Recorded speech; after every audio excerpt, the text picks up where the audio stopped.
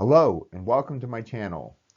The Shadowserver Foundation reports there are roughly 6,000 internet-accessible Palo Alto Networks firewalls potentially affected by a recently exploited vulnerability.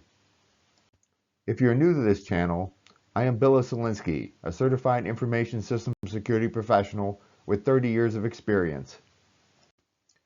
Palo Alto Networks disclosed the flaw on April 12th and started rolling out patches a couple of days later. The issue had been targeted by state-sponsored threat actors and its exploitation surged last week as proof-of-concept code was published.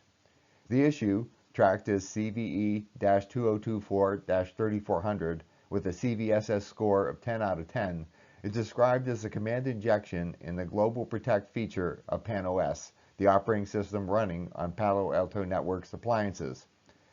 According to the vendor's updated advisory, the flaw is rooted in the arbitrary file creation defect and, under specific conditions, can be exploited without authentication to execute arbitrary code with root privileges on a vulnerable firewall. Initially, Palo Alto Networks said that only appliances with the Global Protect gateway feature configured and device telemetry enabled are vulnerable and recommended disabling device telemetry as a mitigation.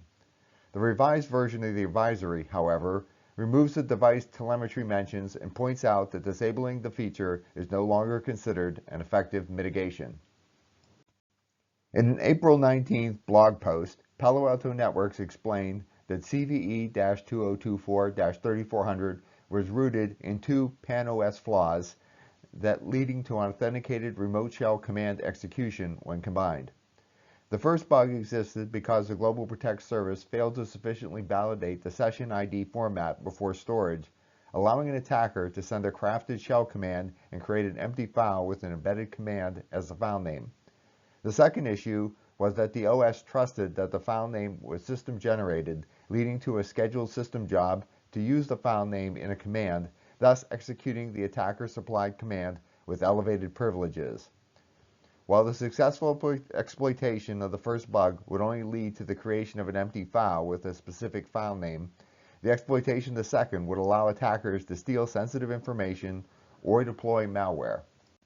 According to Palo Alto Networks, a highly sophisticated threat actor discovered by uniquely combining the two bugs they could perform a two-stage attack to achieve command execution on the vulnerable device. The company also notes that threat protection signatures released on April 11th could fully block all known suspicious patterns and session IDs, and that roughly 90% of its customers have applied the mitigation. On Friday, Shadowserver Foundation said that it observed more than 22,000 potentially vulnerable Palo Alto Networks Global Protect instances connected to the Internet. As of April 21st, data from the security organization shows that roughly 6,000 potentially vulnerable instances still exist. That's all for this presentation. If you found this video helpful, please like and subscribe to my channel. And thank you for watching.